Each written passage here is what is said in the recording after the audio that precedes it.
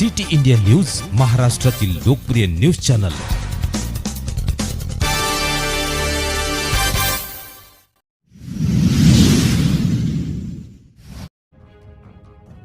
हदगाव हिमायतनगर विधानसभेचे राष्ट्रीय समाज पक्षाचे व आदिवासी समाजाचे उमेदवार बापूराव वाकोडे यांची चर्चा सत्र कार्यक्रम संपन्न।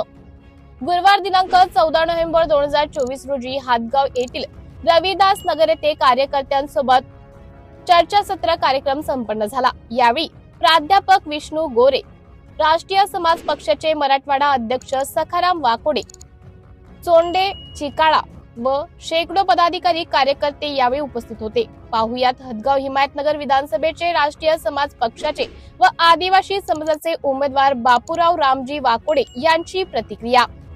सिटी इंडिया न्यूज साठी प्रतिनिधी शिवाजी खुणे, हदगाव, नांदेड। तिला उमेदवारी दिली असेल आणि त्या माध्यमातून आम्ही आदिवासी समाजामध्ये उमेदवारी देण्याचा प्रयत्न केला।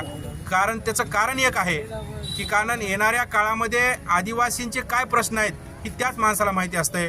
तुम्हाला एक मी साधं छोटंसं उदाहरण या ठिकाणी सांगू इच्छितो की साहित्य सम्राट अण्णाभाऊ साठे एका सर्वसामान्य गल्लीमध्ये राहायचे। त्यांच्या नावावर खूप मोठा पैसा होता युनेस्को बाहेरच्या देशामधल्या बँकेमध्ये। त्यांना एका वेळेस एका व्यक्तीने विचारलं होतं की बा एवढा पैसा असताना तुम्ही अशा या गल्लीमध्ये का राहता।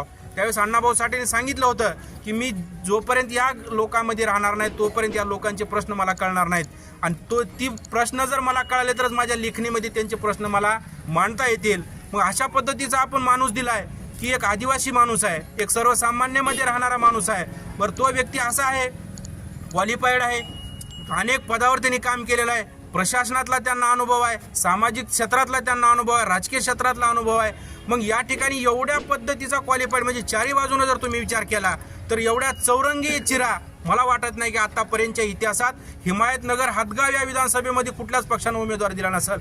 अशा पद्धतीचे हिरे या ठिकाणी आम्ही उमेदवार म्हणून दिलेले आहेत की जेणेकरून अशाच माणसाच्या हातून खऱ्या अर्थानं गोरगरीब लोकांची सेवा घडणार आहे। या उद्देशाने आम्ही या ठिकाणी त्यांना उमेदवारी दिलेली आहे आणि या ठिकाणच्या सर्व मतदारांना सुद्धा तुमच्या माध्यमातून माझी विनंती असेल की अशा व्यक्तीला तुम्ही खरंच संसदेमध्ये पाठविलं पाहिजे, तरच तुमचे बांधवांना प्रश्न सुटणार आहेत, अदरवाईज तुमचे प्रश्न सुटणार नाहीत। ओके, आता विधानसभा जे लागलेली आहे हिमायतनगर हदगाव तालुक्याची, तर आपण मतदारांना काय संदेश द्याल?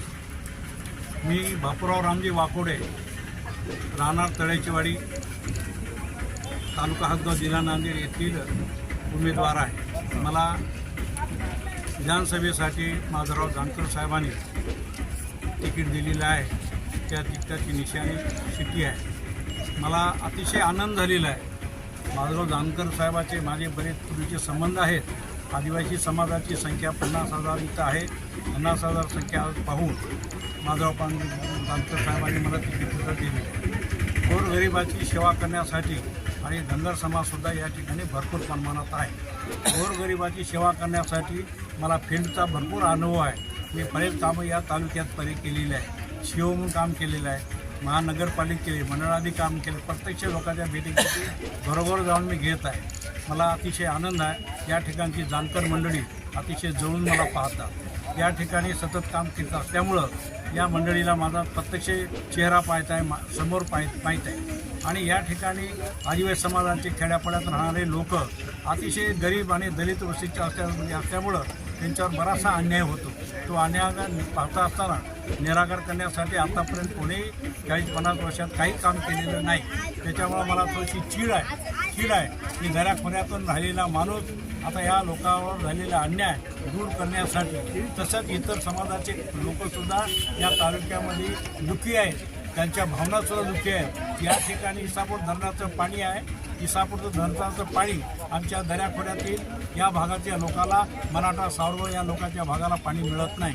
मी बऱ्याच वेळेस मुख्यमंत्र्यांकडे यांच्याकडे प्रस्ताव देऊन सादर केलेला आहे, परंतु या ठिकाणी सावरगावच्या तळ्यावर जर पाणी सोडलं, निश्चितच सांगतो 22 तळे भिजून सगळ्या शेतकऱ्याचं नुकसान होण्याची शक्यता, फायदा होण्याची शक्यता, अतिशय कठीण पाण्याचा रस्ता मोकळा होण्याची शक्यता आहे। मी सांगितले पुराचं पाणी पावसाळ्यामध्ये चढवा आणि 22 तळे भिजवा, खालचा भाग जे तेदरगोड आहे, मराठा तळ आहे, सगळे लोकांचा शेतकऱ्याचा विकास होईल ही माझी जिद्द आहे आणि मी कल्याच्यावर राहणार नाही, हे तुम्हाला खात्री जाईल.